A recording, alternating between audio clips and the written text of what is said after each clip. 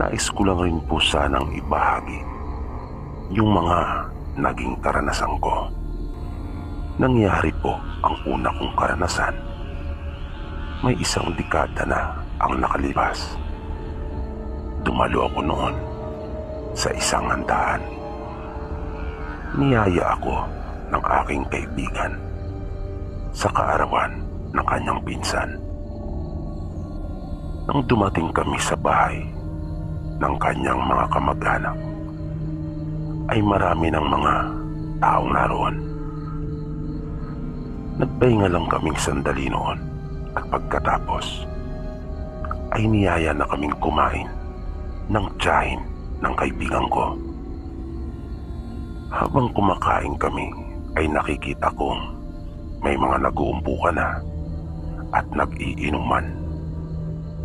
Grupo-grupo sila. Nakita kong kinawayan ang kaibigan kong si Erwin ng isa sa mga nakaupo doon sa umpukan na iyon. Dumikit sa akin si Erwin at ibinulong na iyon daw ang kanyang pinsan na nagdiriwang ng kaarawan.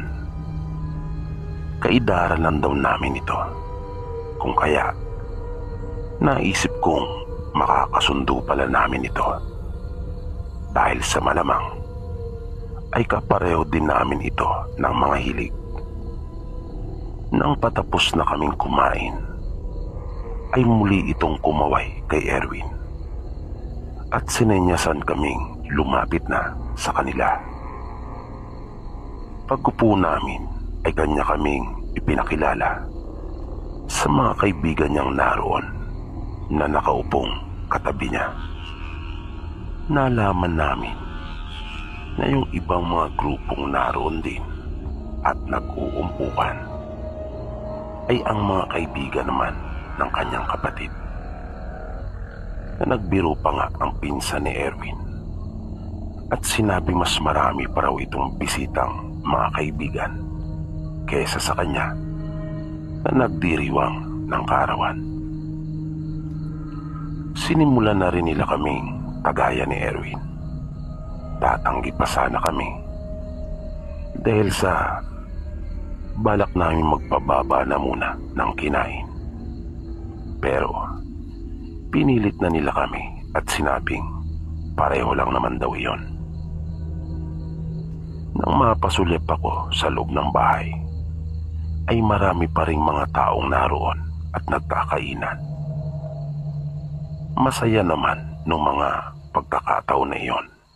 Puro tawanan at kulitan. Mabilis na lumipas ang oras. Isa-isa nang nag-uuwian ang iba nilang mga bisita. At di nga nagtagal ay halos kami-kami na lang ang naiwang naroon. 3 lamesa na lang kami at patuloy na nag-iinuman. Nagpaalam akong sandali sa kanila at sinabi kong magsi-CR lang at tumayo na ako. Nang papasok na ako sa kanilang bahay ay bigla akong may napansin na tila mayroong tao doon sa may gilid ng kanilang bahay. Medyo may kadiliman kasi sa panig na iyon, kaya hindi ko kaagad naisiguro. Kaya panandalian pa akong napaliyad at sinipat ko iyon. Na nakita ko nga na mayroong naroon. Isa iyong babae na nakasuot ng kulay itim na damit Hindi pa naman masyado itong matanda. Nakita ko itong nakatuon ang pansin doon sa mga nag-iinuman sa kabilang mesa. Pero bigla itong napatingin sa akin nang kanya na akong mapansin. At nakita ko ang galit sa mukha nito na nanlilisik ang kanyang mga mata. Kaya sa takot ko ay mabilis na akong pumasok sa loob ng bahay at dumiretso na sa kanilang CR. Paglabas ko ng bahay ay nagulat na lang ako nang makita ko sila na tila nagkakagulo. Maya-maya pa ay napalabas na rin ang tiyahin ni Erwin dahil na rin sa ingay na kanilang nilikha. Napansin kong natataranta ang iba sa kanila, lalo na ang mga kababaihan. At nakita ko ang isa sa kanilang mga bisita na sapu-sapo ang kanyang ulo at duguan nito. Nang makalapit ako sa kanila ay nalaman kong mayroon umanong ng bato at sa kasawiang balat ay tinamaan umano ito, na nakita pa nga raw ng isa sa kanilang mga kaibigan nang umangat ang buhok nito. Pero hindi naman ito maituro yung bato na sinasabi niyang tumama sa ulo ng kanilang kaibigan. Kaya kinutuban ako ng hindi maganda. Lalo pa nang bumalik na ang iba sa mga kaibigan nila at sinabing wala naman silang nakitang ibang tao roon na maaaring ng bato. Paglingon ko naman ay nakita kong muli yung babae na nakasuot ng itim na lumalakad ng papalayo. At nang minsan pang lumingon ito ay napansin ko ang nakakainsultong pagngiti nito, na para bang sinasabi na niya mismo sa akin na siya ang may gawa noon. At sa isang iglap ay bigla itong naglaho na parang isang bula. Ang sunod na karanasan ko naman ay naganap nung minsang inabutan kami ng gabi sa sementeryo. Naglinis kasi kami ng mga pinsang ko ng puntod bilang paghahanda sa nalalapit na piyesta ng mga patay. Siguro ay mga pasado 9:00 ng umaga kami dumating doon. Pero dahil na rin sa dami ng aming mga ginawa, kung kaya inabutan pa rin kami ng gabi. Idagdag pa na umulan nung hapon na iyon, na siyang nagpabagal pa sa aming mga ginagawa. Naroon kasi halos lahat ng mga kaanak naming namatay. At kami ang naatasan na maglinis. 3 kami noon, ako at ang 2 ko pang pinsan. Nang matapos kami ay mga pasado 10:00 na ng gabi. Naglinis kami ng katawan at nagpalit ng damit. Dahil sa puno kami ng dumi at pintura. Nang papalabas na kami ng eskinita, ay may naaaninagan kaming tao na naroon sa may gilid at parang nakasiksik sa pagitan ng 2 nagtataasang mga nicho. Nang makita namin ang itsura nito, ay hindi na namin masyadong binigyan pa ng pansin at binaliwala na. Dahil sa naisip naming isa lang itong palaboy dahil na rin sa ayos nito. Kung kaya, nagpatuloy na kami sa paglakad. Pero bigla na lang kaming nagulat ng mga pinsang ko Nang mabilis itong tumayo at patakbong sinugod kami. Nang mapatingin ako ay kitang-kita ko ang nakakatakot na itsura nito. Hapis na hapis ang kanyang mga pisngi na naglalakihan ang mga buto sa magkabila. Malalim ang mga mata nito na namumula at nagkalat ang dugo sa palibot ng kanyang bibig. Dahil doon ay talagang napatakbo na kami, na bago kami tuluyang makalabas ng gate ng sementeryo ay nagkapatiran pa kami ng mga paa. Kaya bumagsak kaming tatlo doon sa bahaging may naipon na tubig ulan. At nalasahan ko pa ang putik nang pumasok iyon sa aking bibig, na naisip kong wala ring kwenta yung ginawa naming pagpapalit ng damit. Tinulungan kami ng mga taong nagdaraan. Nang lumingon ako ay wala na yung humabol sa amin.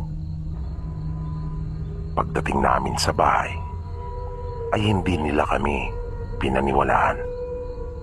Ayon sa kanila ay baka isa lang daw adik ang umatake sa amin at sabog sa ipinagbabawal na gamot. Pero kami ng mga pinsang ko na nakasaksi ay iba talaga ang paniniwala namin sa aming nakita. Nasa palagay pa nga namin ay baka bahagi ng katawan ng tao ang nilalantakan nito. Pagkat natatandaan naming parang bukas at bagong basag yung nicho sa kabilang gilid na nasa ibaba nung umatake na iyon sa amin. At iyon din ang nakikita kong dahilan kung bakit nagkalat yung dugo sa palibot ng bibig nito. Ang pinakahuli kong naranasan ay nung minsang dumalo naman kami sa isang lamay. Kamag-anak nila tatay yung namatay. Pero hindi ko masyadong kilala dahil sa mas close ako sa side nila nanay. Nakakatakot yung bahay nila. Masyado iyong makaluma. Nasabi pa nga ni tatay ay panahon pa ng Kastila na itayo, na yung mga bintana pa nga ay yari pa sa kapis at di-slide, na halos lahat ng materyales ng bahay na iyon ay gawa sa magagandang uri pa ng kahoy, at marami sa kanilang mga kasangkapan na nasa loob ay mga antigo talaga.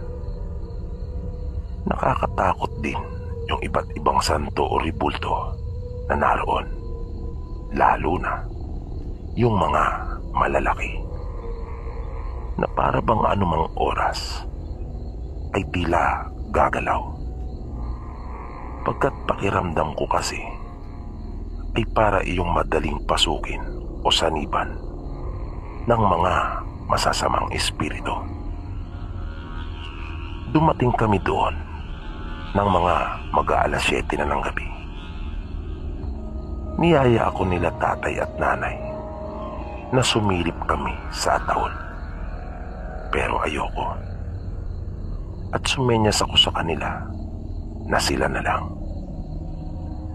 Ewan ko ba, hindi naman ako matatakutin sa ganyan. At sa lahat ng lamay na aking pinuntahan ay sumisilip talaga ako sa ataol lang namatay. Pero nung puntong iyon ay kinikilabutan ako. Dahil na nga rin siguro sa itsura ng aking paligid, na parang pakiramdam ko kasi ay tatayo yung kaanak ni tatay pag sumilip ako. Pagkatapos ng mga magulang kong sumilip, ay naupo na rin sila at nakipagkwentuhan sa mga kaanak ni tatay. Nang makaramdam ako ng pagkaihi, ay nakisuyo ako kay nanay na itanong kung saan ang kanilang palikuran. Sa totoo lang ay takot na talaga ako nung mga oras na iyon.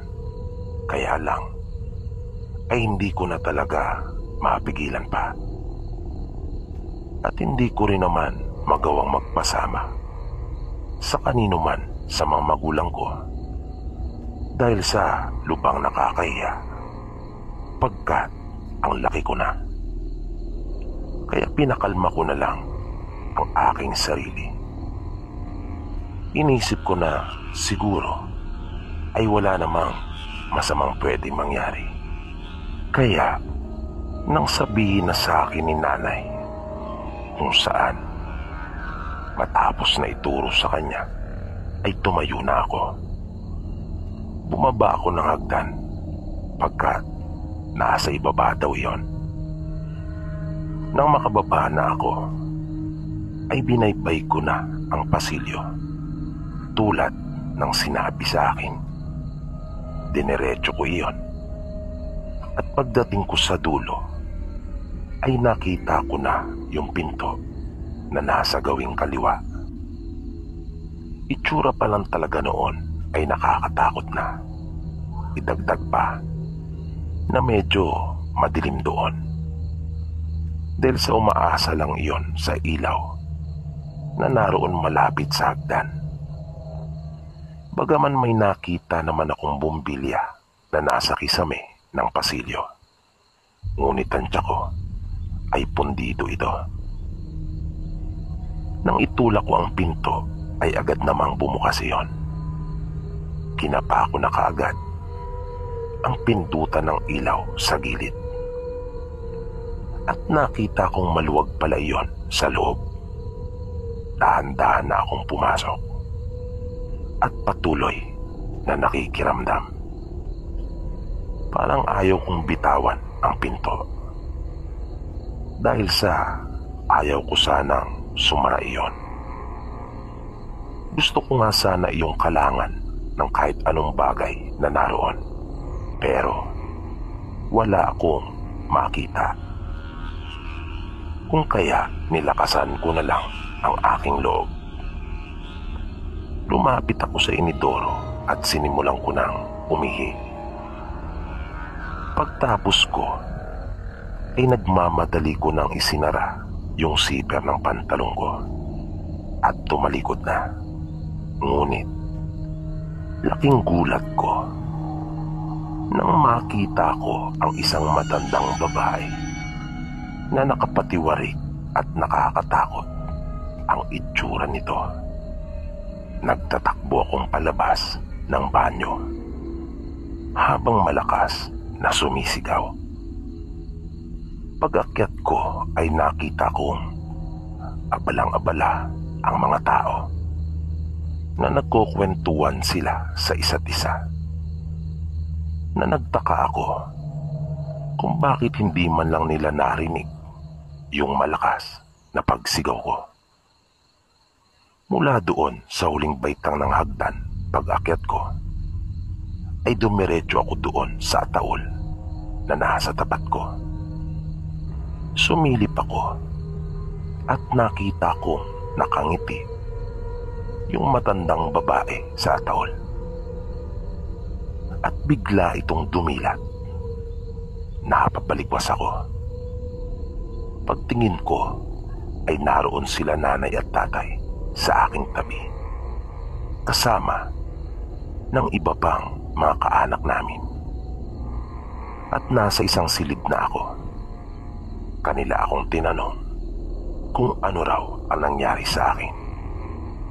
Pagkat natagpuan daw nila ako doon sa banyo na walang malay pagkatapos kong sumigaw ng malakas.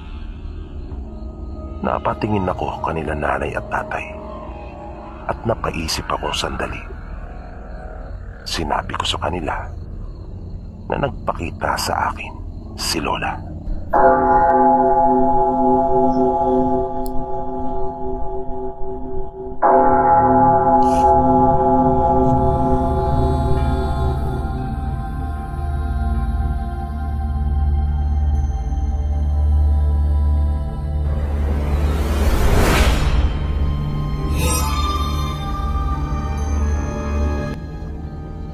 Naganap ang karanasan kong ito noong ako ay kasalukuyan pang nasa aming probinsya. Lalawigan ito na matatagpuan sa Visayas. Ngunit bilang pagbibigay respeto ay hindi ko na lang babanggitin pa yung pangalan ng mismong lugar. Mayroon po akong pinsan noon na isa rin siya sa aking mga kababata. Magkasundo kaming dalawa dahil sa halos pareho kami ng hilig. Pareho pa nga kaming player noon ng baseball sa aming paaralan na pinapasukan. Hindi pa uso noon sa probinsya namin ang larong basketball. Boxing talaga at baseball ang siyang sikat na sports sa amin noon. Bukod sa pareho kami ng mga nakakahiligan, ay pinsang buong buo talaga kami. Pagkat ang nanay niya at nanay ko ay magkapatid, habang ang tatay naman niya at tatay ko ay magkapatid rin. At pareho din kaming apat na magkakapatid.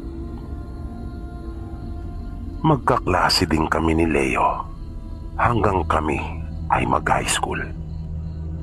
At marami kaming mga masasayang karanasan mula pa pagkabata namin. Andyan yung tungkol sa mga away bata, mga panliligaw namin, yung unang beses na tumikim kami ng gin at sigarilyo. Pero hindi namin ipinagpatuloy iyon. Hanggang ngayon ay nanatili kaming walang bisyo.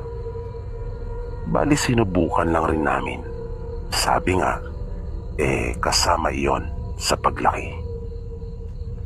Ngunit hindi naman namin isinabuhay.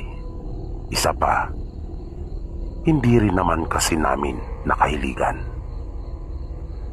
Ang unang naging karanasan naman namin pagdating sa mga tinatawag na kababalagan ay nung minsang mangunguha kami ng bagakay para sa aming sumpit. Elementarya pa lang kami noon, natatandaan ko. Nag-iipon pa nga kami ng pera. Nagtatabi kami ng pera mula sa aming baon.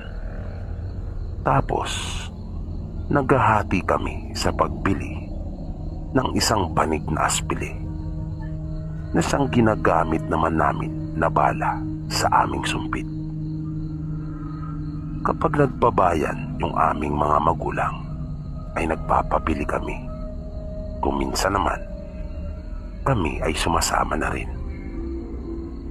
Natatandaan ko rin na napapagalitan pa nga kami noon ng aming mga tatay dahil sa halos makalbo na yung ibabang bahagi ng kanilang mga manok dahil sa amin. Dahil yung balahibo noon ay yun yung kinukuha namin para itali sa ulian ng aspili sa paggawa ng bala ng sumpit. Nang makagawa na kami ng bala, ay isa na lang talaga ang kulang. At iyon ay yung mismong sumpit.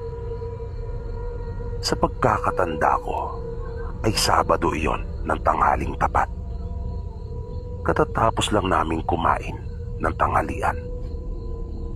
At dahil sa tirik ang araw, kung kaya naman, walang tigil sa paghuni yung insekto na ang tawag sa amin ay gagangis. Yun ang dahilan kaya sabik na kaming makakuha nung kawayan na gagawin naming sumpit. Yun kasi yung paborito naming irahin. Kaya nagmamadali naming tinungo yung puno ng kawayan. At nang makalapit kami doon, ay pumili kami ng nababagay sa gagawin naming sumpit. Malaki ang puno ng kawayan na iyon malapad ito.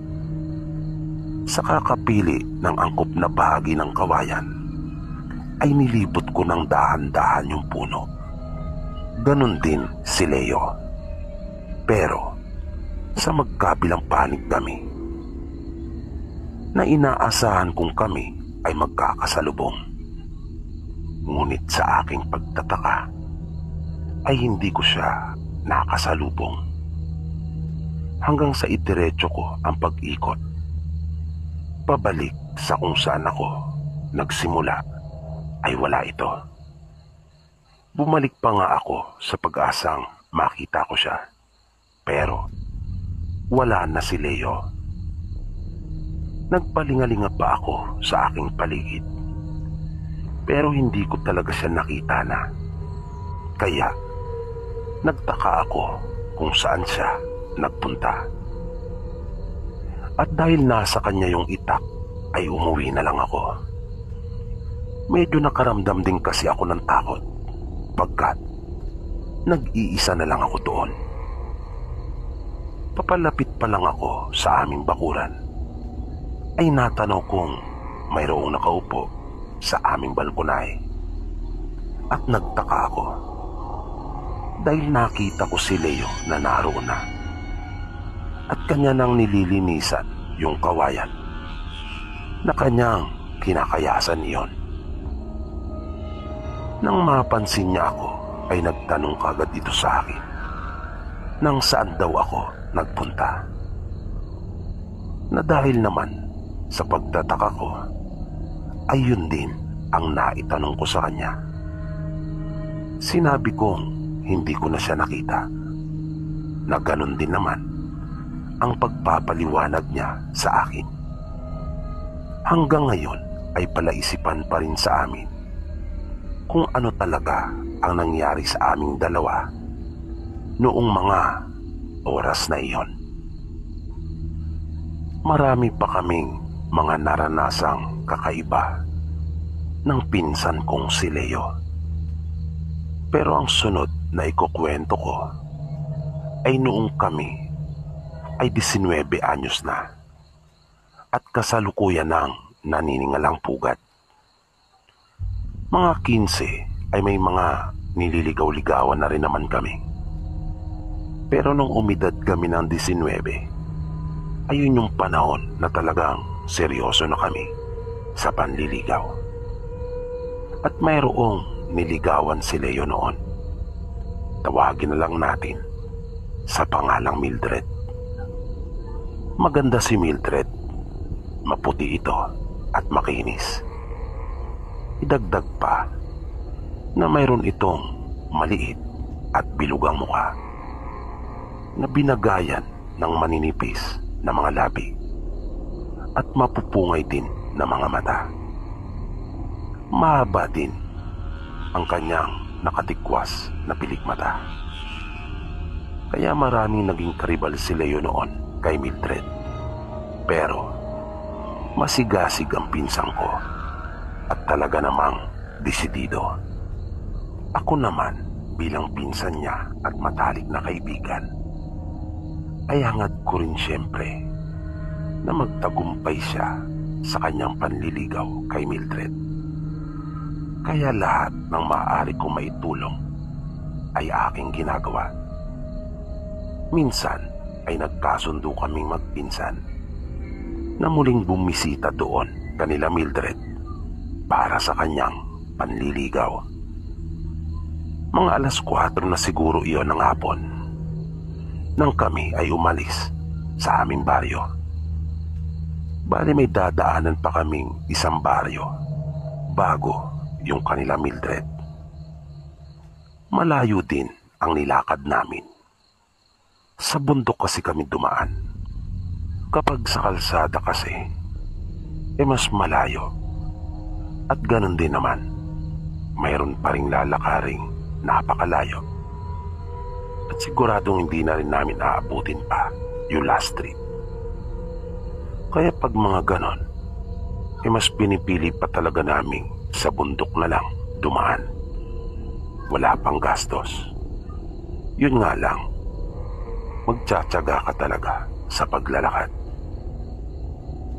Nang dumating kami kanila Mildred ay madilim na. May bitbit kami noong isang native na manok. Manginginom din kasi yung tatay nito at naisip namin ni Leo na matutuwa iyon kung may dala kaming pwede niyang makatay at gawing pulutan. At tama nga ang naisip namin.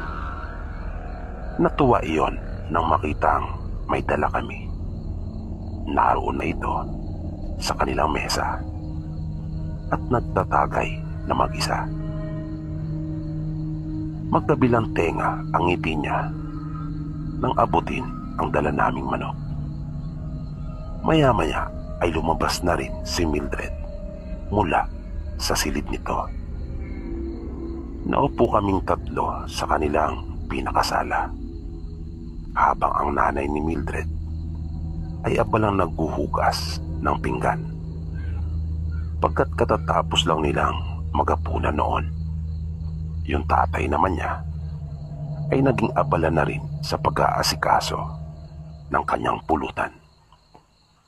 Bunso si Mildred sa kanilang magkapatid.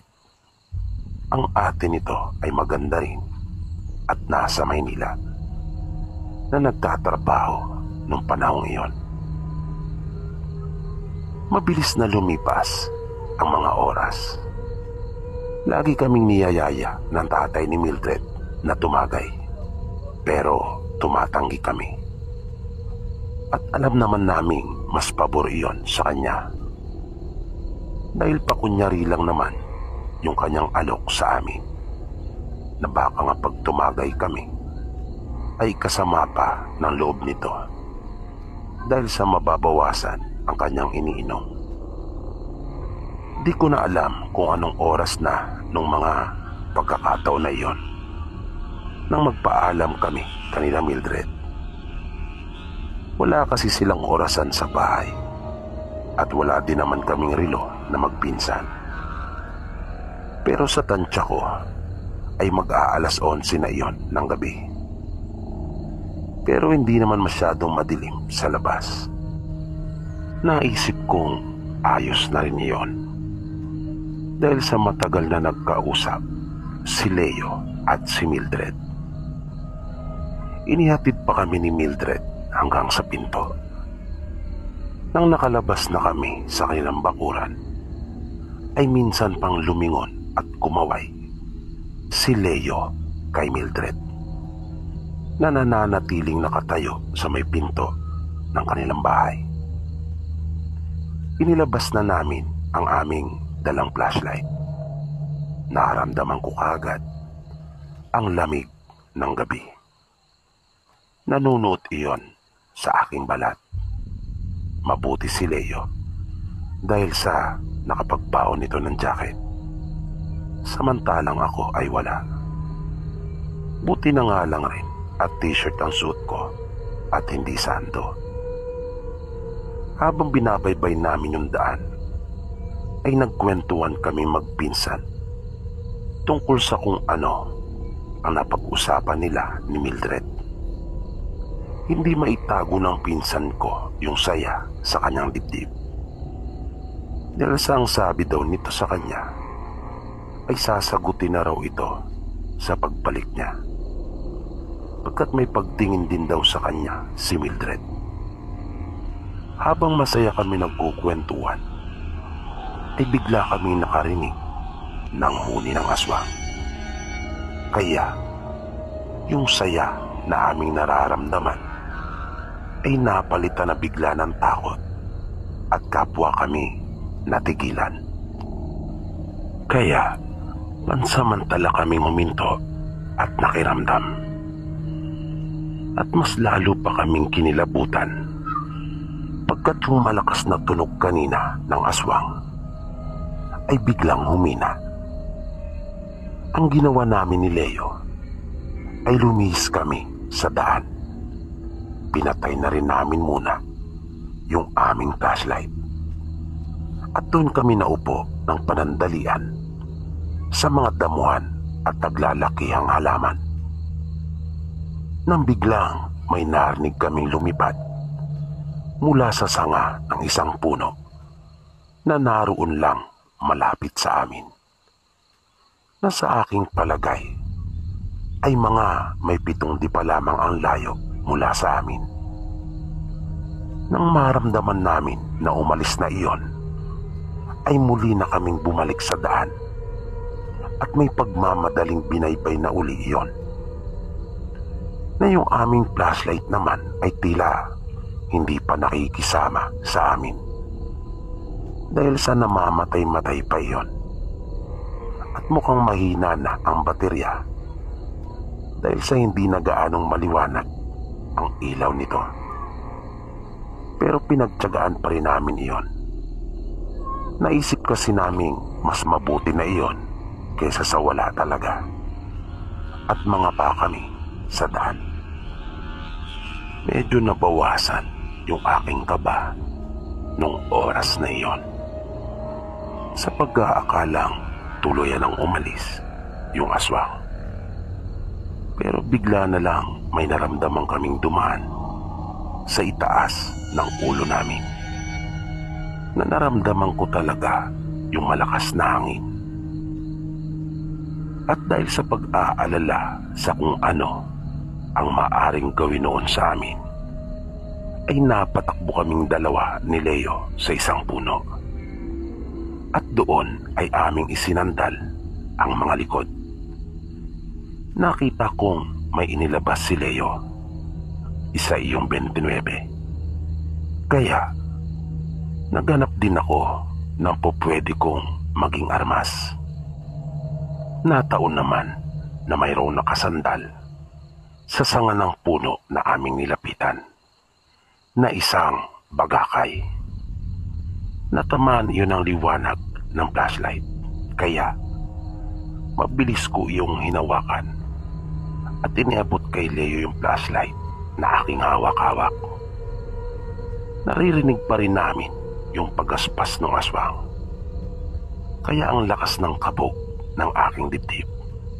Akala ko pa naman ay wala na ito at tuluyan nang umalis, nang bigla na lamang lumundo yung sanga sa itaas ng uluhan namin. Kaya mabilis akong kumilos at aking sinundot iyon ng kawayan na hawak ko. Kahit pa nga hindi ko iyon nakikita, sinundan ko na lang yung paggalaw ng sanga at mga dahon, at doon ko ipinadaan yung hawak kong kawayan na aking tinusok iyon. At bigla iyong mabilis na lumipad na nag-iwan pa ng nakakakilabot na tunog, at muling umangat yung mga sanga at dahon na lumundo sa gawing itaas ng aming ulo. Nanatili pa rin kami doon sa may puno. Akala kasi namin ay naroon pa rin ito at inaabangan lamang kami. Pero sa halos kalahating oras naming pagmamatyat ay naisiguro naming wala na ngayon. Kaya nagsimula na uli kami maglakad, na dahil sa nangyari ay madaling araw na kami ni Leo nakarating sa kanya-kanya naming bahay. Nang sumunod na araw na magkita kami ng pinsang ko, ay muli naming napagkwentuhan yung tungkol sa nangyari. Nasabi ko pa nga sa kanya na baka sa susunod na pagpunta niya doon ay hindi na muna ako makasama. Kung kaya katakot-takot na pambubuska ang inabot ko mula dito. Sinabi niyang napakamatatakotin ko naman daw masyado at natutuwag na raw ako. Pero nung huli ay nakiusap siya sa akin na kung maaari ay akin pa siyang samahan kahit sa huling sandali, pagkat iyon na raw ang araw na sasagutin siya ni Mildred. Kung kaya umayag naman ako. Pero sinabi kong magdadala kami ng itak, na hindi naman pumayag si Leo dahil sa hindi nga naman maganda iyon na aakyat ng ligaw, ay may dala kaming ganon. Kaya sinabi ko sa kanya na amin na lang iiwan yung itak at itatago sa daan bago dumiretso sa bahay nila Mildred. Kaya nagpasundo kami. Pero aking pinabilhan ng bagong baterya yung flashlight. Nanatawa pa nga si Leo. At nang sumapit na yung araw ng aming pagbalik doon, ay ganun nga ang aming ginawa. Halos 3 araw din ang lumipas bago kami nakabalik sa kanilang bahay. Ngunit nang naroon na kami ay laking pagtataka namin.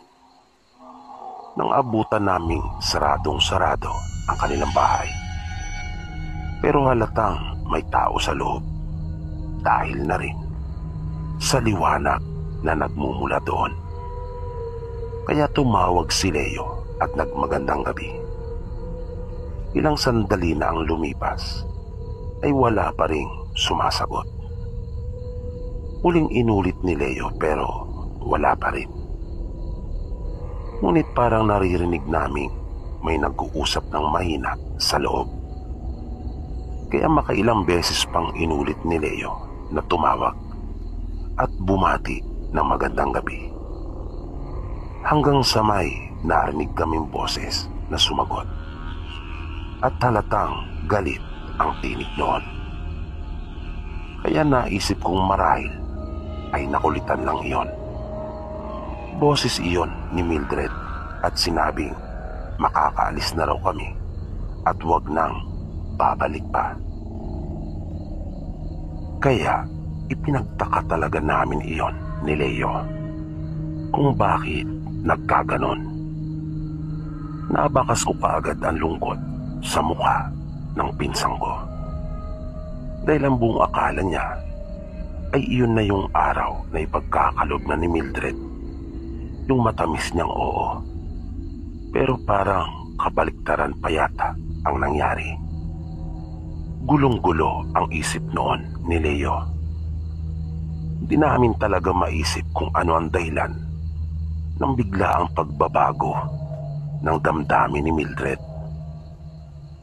Nang maisip naming wala na kaming magagawa pa, ay tumalikod na kami. Aking dinaanan yung 2 itak kung saan ko iyon iniwan. Habang nasa daan, ayun pa rin ang aming pinag-uusapan. Wala kaming anumang ideya kung bakit nagkaganon. Hanggang sa isang araw nang nasa bayang kami kapwa ni Leo, dahil sa nagbenta ang aming mga pamilya ng kopra, ay narinig namin ang isang balita na matay na raw yung nanay ni Mildred. Nasabi pa nga ng mga taong naroon ay lubha daw iyong biglaan. Naayon naman sa iba, nang huli nila iyong makita ay may tali daw sa leeg na umaabot hanggang sa ilalim ng tenga. At magpapagamot daw ito dahil sa lumaki ang pigsa. Kaya yun din di umano ang isa sa kanilang ipinagtataka na kung bakit naman namatay agad iyon ng dahilan doon. Dumiretso sa amin noon si Leo at aming pinag-usapan ang tungkol doon. Na nang marinig iyon ni tatay ay bigla itong nagsalita at sumingit sa aming usapan. Kanya pa munang isiniguro sa amin na kung yung amin ba raw binabanggit na babaeng namatay ay yung taga roon sa kabilang baryo na may 2 anak na babae na magaganda. At kanya pang binanggit ang apelyido nito. Sumagot kami magpinsan at sinabing iyon nga. Mabilis na sinabi ni tatay na aswang umano iyon. Na ikinagulat naman namin ni Leo kung paano nangyari. Sinabi niya sa aming minsan na raw siyang pinaraanan ng nanay noon. Noong mga panahon na nanliligaw pa lang raw siya sa nanay ko. Pagkat taga roon daw malapit ang nanay ko sa mga angkan noon nakatira.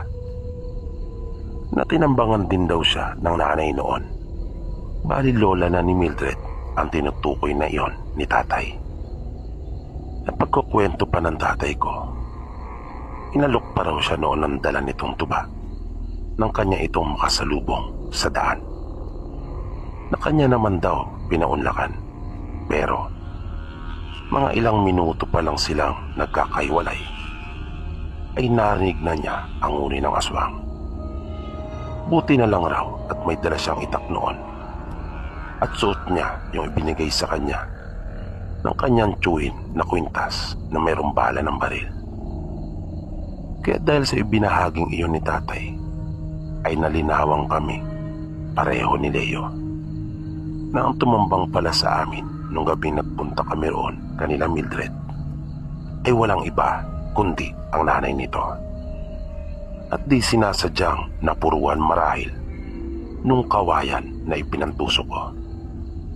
Kaya siguro hindi na kami hinarap pa nung muli kaming magpunta roon. At hindi na rin kami pinapasok pa sa kanilang bahay dahil sa mapapadali ang buhay ng kanyang ina.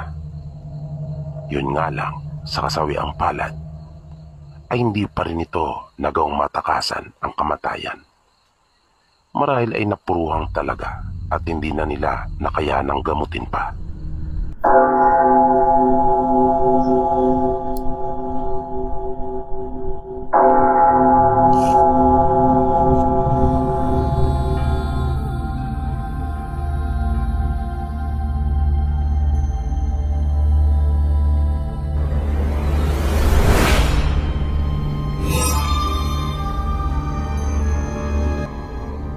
Ang ibabahagi kong kwento ay naganap nung bagong sama pa lamang kami ng misis ko. Siguro kung di ako nagkakamali ay mga 9 buwan pa lang kaming nagsasama noon sa bagong bahay na naipatayo namin. Nakabili kasi kami ng maliit na lupa na pwedeng pagtirikan ng aming bahay mula sa mga tulong na ibinigay nung kami ay kasal. Ang totoo po, walang-wala talaga sa isip ko na mangyayari iyon sa amin. Kasi una sa lahat ay hindi naman po ako mapaniwalain sa mga kababalagan at mga kwento-kwentong naririnig ko. Tubong probinsya din ako, pero ni minsan ay hindi naman kasi ako nakaranas ng mga sinasabi nilang mga engkanto, maligno at aswang. Naririnig ko lang ang tungkol sa mga ito sa mga kwento. Matapos naming makasal ng misis ko ay natira kami noon malapit sa bahay ng mga pinang ko.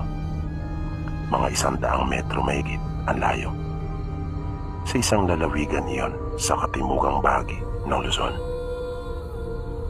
Doon rin kasi kami nagkakilala ni Lani nang magkamabutihan at magpasyang magpakasal ay napagkasunduan naming doon na lang rin manirahan. Maayos naman ang aming pamumuhay. Yun nga lang, madalas ay ginagabi na ako ng uwi dahil sa pag-overtime at sa layo na rin ng aking pinapasukan. Isang gabi nang dumating ako sa amin ay naabutan ko ang aking asawa na takot na nang makita niya ako pagbukas niya ng pinto ay agad na napayakap sa akin.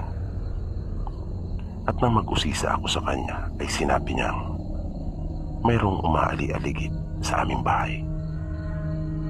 At dahil nga sa hindi ako naniniwala sa mga kababalagan at kung ano-anong nilalang, kung kaya naisip ko na marahil ay isa yung magnanakaw. Akin na lang munang pinakalma noon ang asawa ko at sinabing huwag nang mag-alala. At papakiusapan ko yung aking bisor na hindi na muna ako mag-overtime upang mas maaga akong makauwi. Payapa namang lumipas ang gabi na iyon Nang sumunod na gabi, pagdating ko sa bahay galing sa trabaho, ay naabutan kong nagaganchilyo si Lani. Mga pasado 8:00 na rin ako nang dumating. Pero mas maaga di hamak ng halos 3 oras kaysa kapag ako ay nag-overtime. Hindi pa pala siya kumakain dahil sa kanya akong hinintay. Kung kaya, niyaya ko na siya at nagsabay na kami.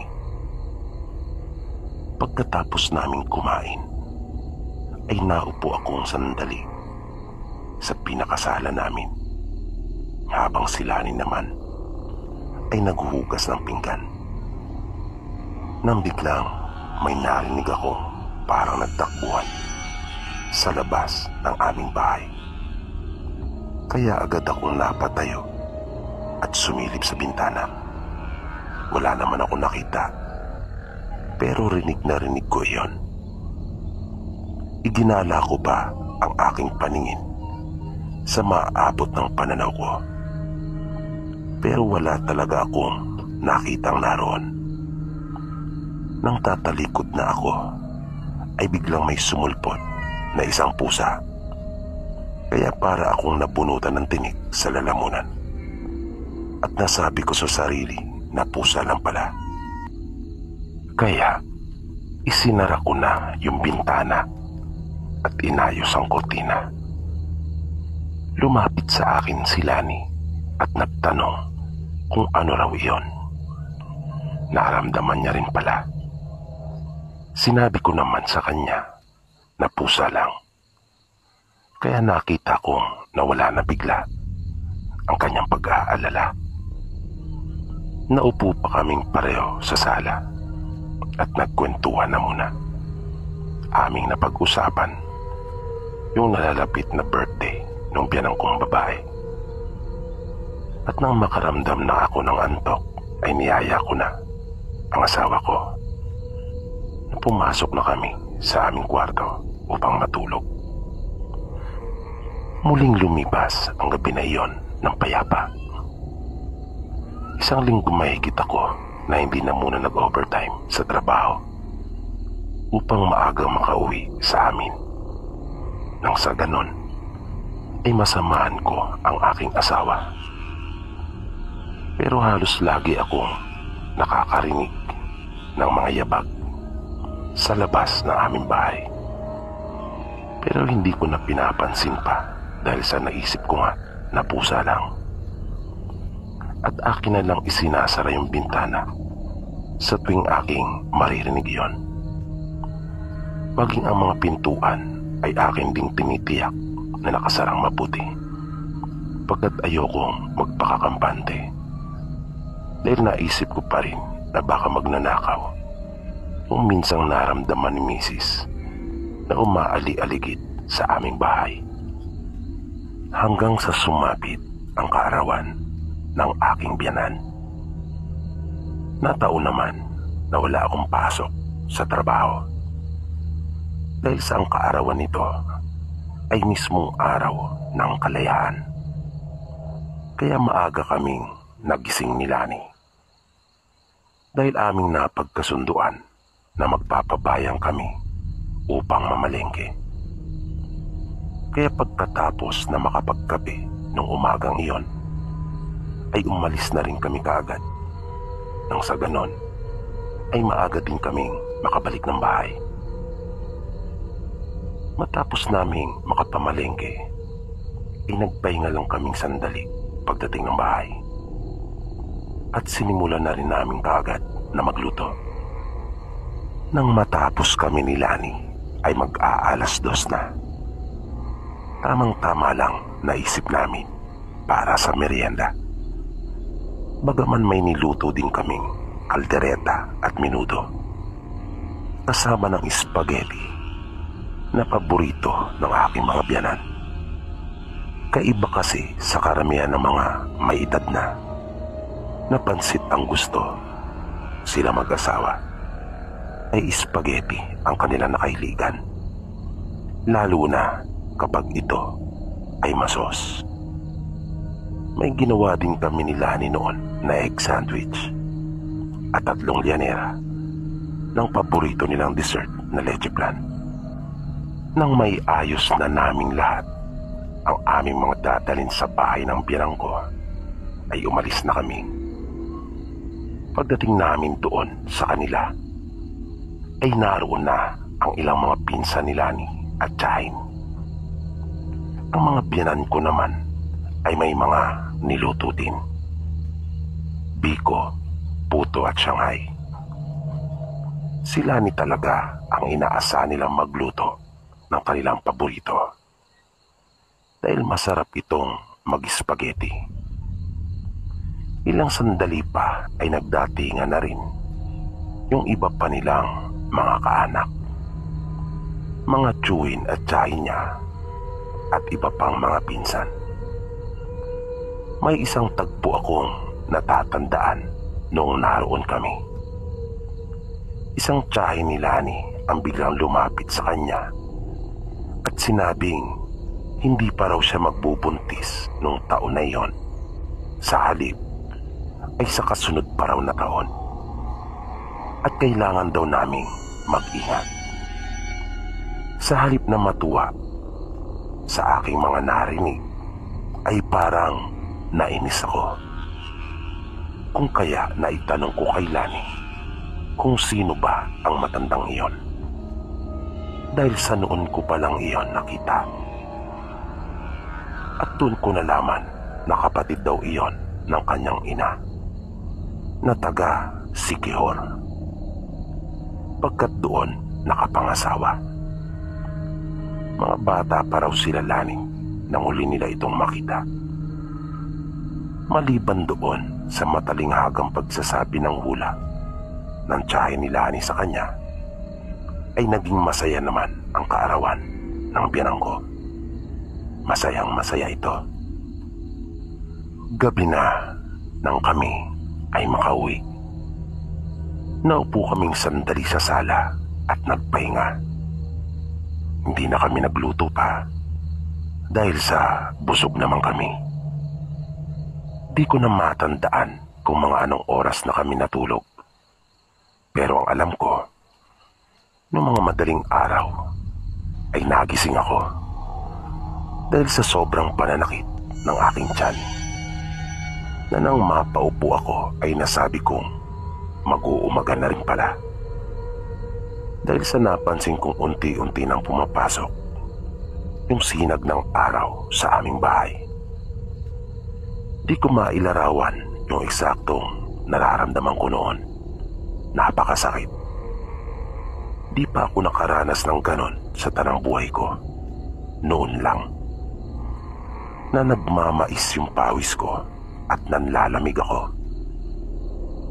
Di ko na muna ginising si Lani noon dahil sa naisip kong pagutin ito.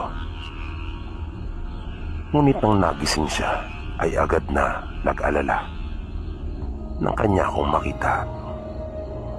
Ang unang naisip niya ay pumunta kami sa bahay ng kanyang mga magulang. Kaya kahit nahihirapan ako ay aking pinilit.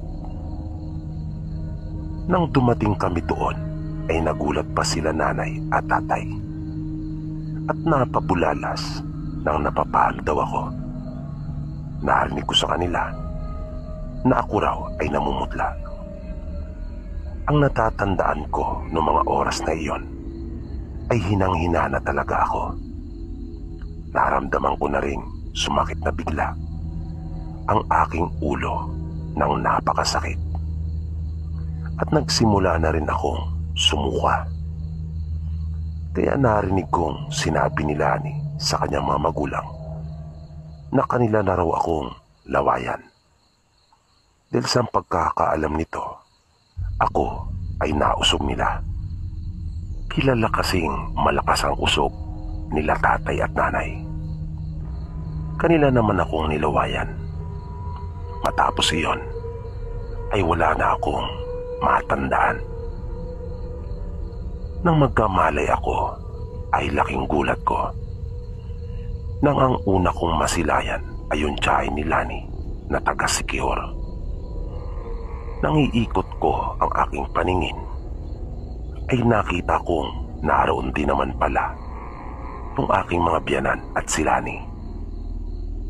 Narinig ko nagsalita ang tiyahin ni Lani at tinanong ako nito kung kamusta na raw ako at kung maayos na raw ba ang pakiramdam ko.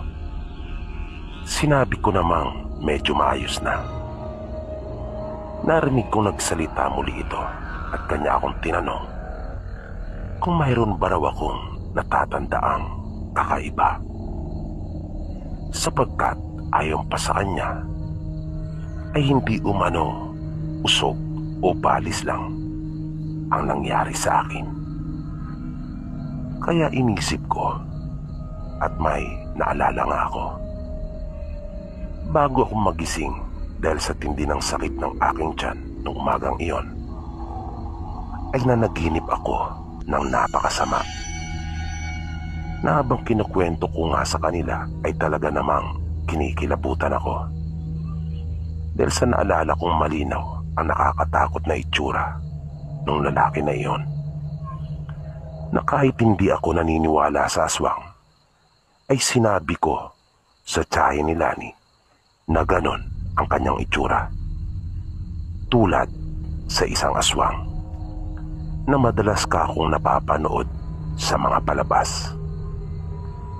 At kanya akong nilawayan habang nakahiga na sinabi kong tuloy-tuloy iyon at hindi napapatid. Magsasalita pa sana ako ngunit bigla na niya akong pinutol. Sinabi niya na ang aking panaginip na ikinukwento ay hindi umano isa talagang panaginip, kundi totoong nangyayari. Na dahil sa kanyang sinabi ay naramdaman kong parang tumayo ang mga buko sa ulo sa tindi ng kilabot na aking naramdaman. Pagpapatuloy pa ng tiyahin ni Lani, ito rin daw yung umaali-aligid sa aming bahay. Na ang puntirya daw talaga nito ay ang asawa kong si Lani. Ngunit dahil sa napurnada umano ang masamang balak nito dahil sa akin, kung kaya nabaling umano sa akin ang atensyon ng aswang at galit na galit. Ngunit nagtaka ako kung paanong nakapasok yun ng basta-basta sa loob ng aming pamamahay. Ngunit may naalala ako. Duda ako na hindi ko nga yata naisara ng mabuti yung pinto nung gabing iyon dahil na rin sa pagod.